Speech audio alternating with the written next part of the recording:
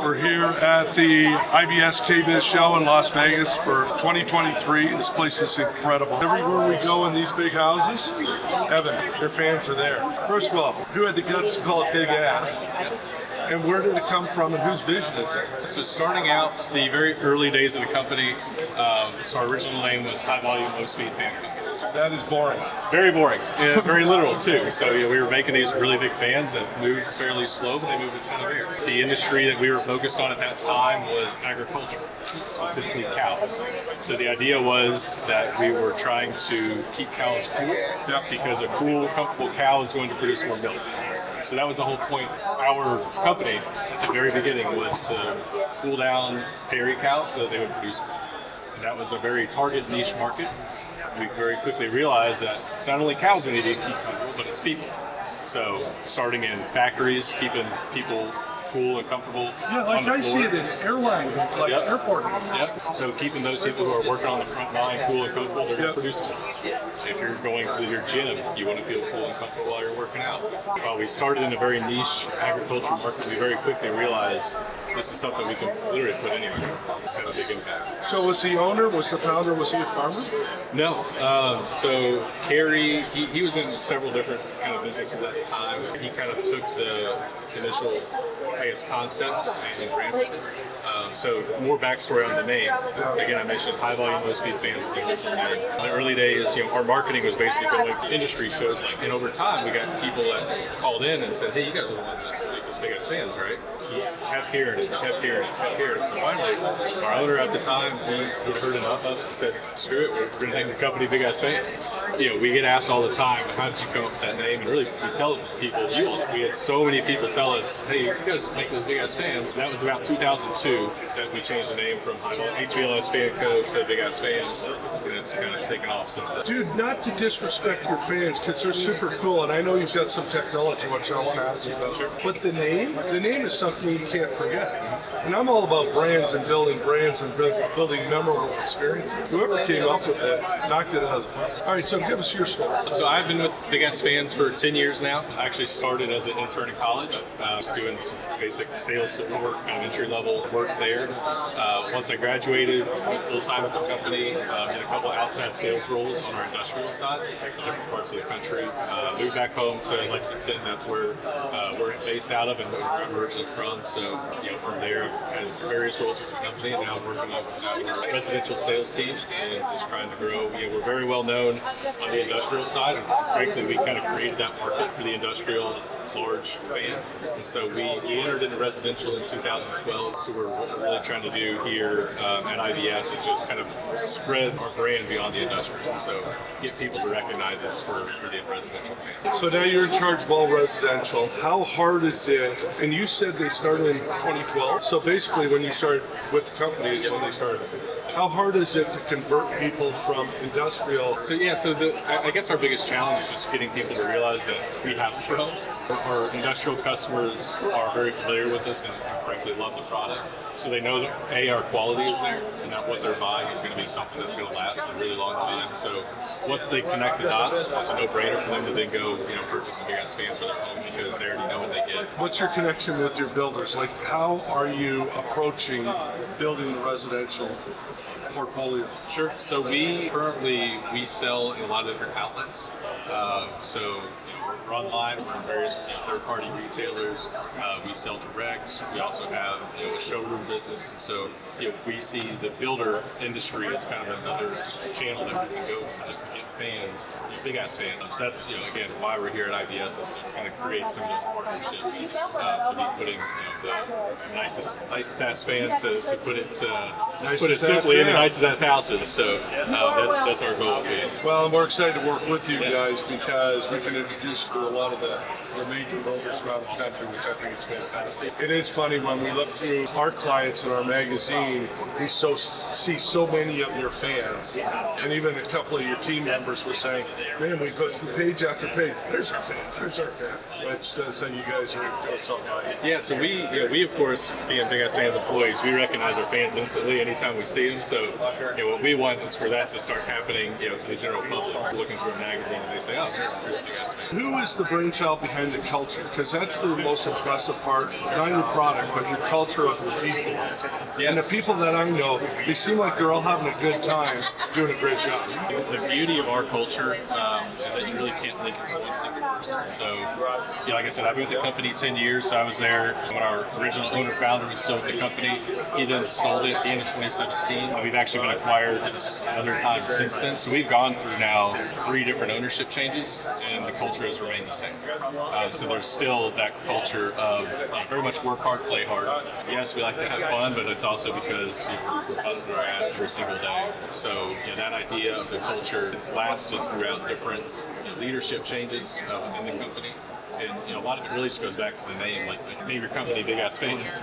You got to have kind of the culture around that too. So we couldn't be Big Ass Fans and then all be really, really boring and stiff, straightforward, exactly, and stiff. So the culture stems from the name, and to be a part of Big Ass Fans, we're very inclusive. And at the same time, though, it's not the right fit for everyone. There are people that want the more rigid, just kind of straightforward work lives, but it's really not who we are.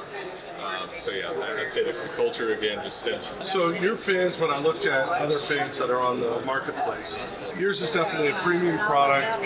What separates Big Ass Fans? Why would somebody buy Big Ass as opposed to some other brand? So the first thing I think we'll always talk about is quality.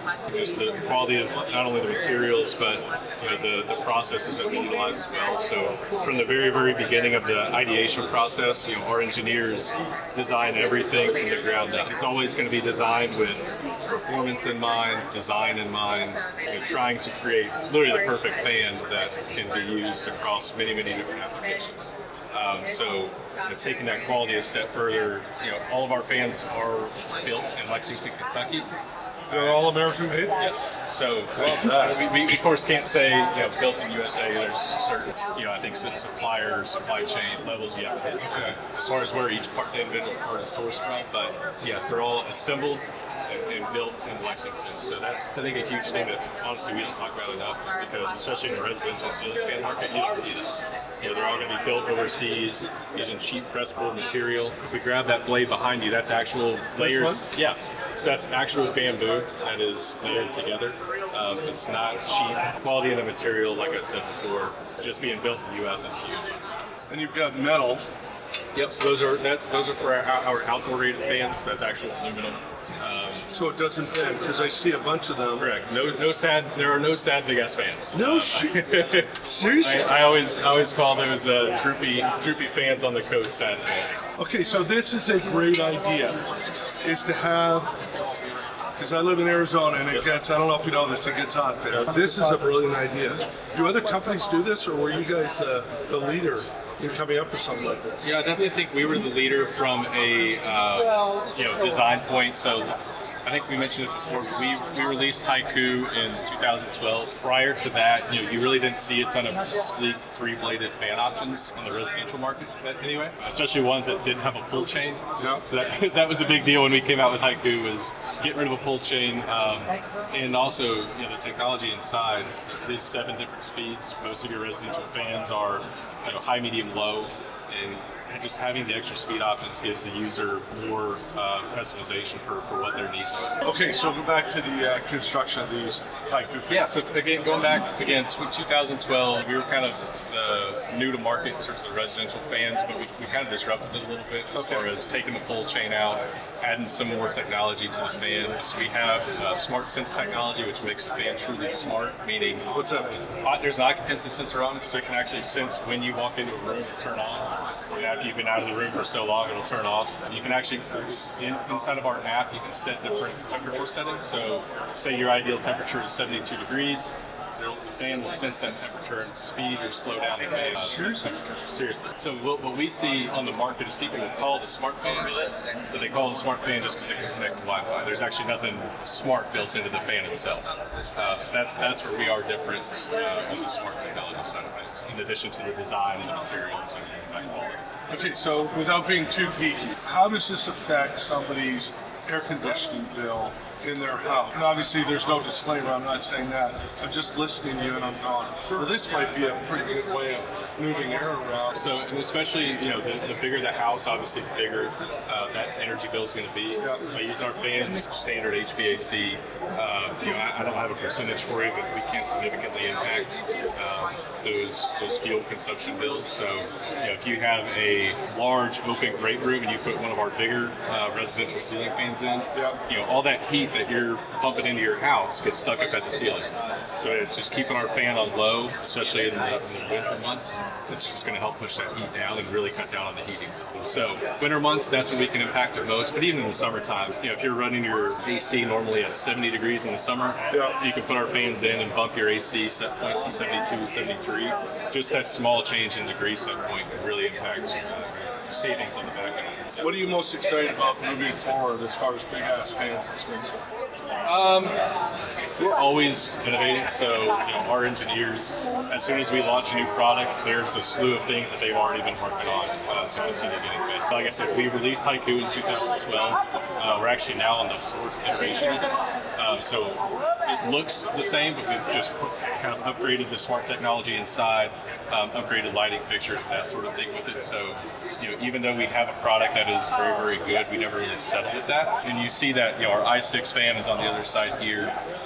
We created that fan just based off of some customer feedback and to expand our residential range. So I think personally, we're never going to be a company that has 100 different fan models. That's just not who we are, and it's not scalable for what we're trying to do. So we're very focused on taking what we have and continuing to do it really, really well and make improvements to it. For us, specific product-wise, we do have a coastal fan on the horizon. So that is going to be a fan that is not only fully wet rated, but it's going to be salt spray tested as well. So that's a really, really big deal because out on the market currently, you have outdoor rated fans, but they don't have that salt spray rating. That's what's, especially on those coastal environments. So that's a good, really, really exciting product for us. We're always kind of listening to customers and looking for trends in the market as far as finishes go. So you'll probably see a few different finishes from us that will come out later this year. And we're also working on, we don't have any prototypes or anything like that yet, but some actually new design fans as well. So it's taken, like I said before, what we already do really, really well and just making improvements on it while keeping our kind of core ideas of that quality engineering in mind. I was in Hawaii last week and I'm talking to one of our clients and you mentioned salt. Salt is dead. And this was, he was a stonemason and he was talking about the runners for your sliding doors in and out. And this was about a $20 million house. And if you install the membrane for the tile to go on and you do it incorrectly, the screws that you have to put in to secure, to fasten everything, sometimes you penetrate because you have to, but they'll seal it up just like a nail through a tire. Sure. But if you do it wrong, it won't. And now all of a sudden, the salt gets everywhere, lifts the tile, lifts the track. I've seen fans outside, they get all corroded, and they're trashed. So it's good that you've got a solution for that.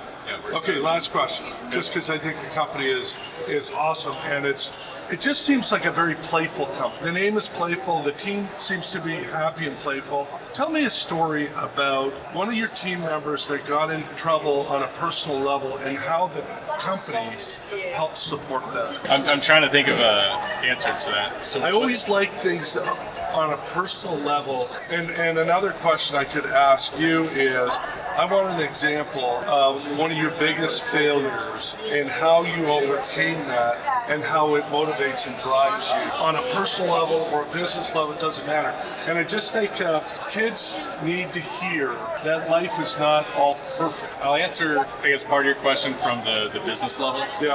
So there have been a couple instances, where I think we've maybe rushed some products to market, and we've learned from that just in, I've mentioned our quality before, and it's really, really is at the heart of what we do. We've kind of made some mistakes before where we rushed something to market, and all of a sudden, we got bombarded with customer service cases, and we had to learn from it. The product failed. Exactly. And so we had to, make changes on the fly, and so I think that is something, as a company, we do a really good job of. When something does need attention or something does go wrong, it's not like a pointing finger name, blame type game.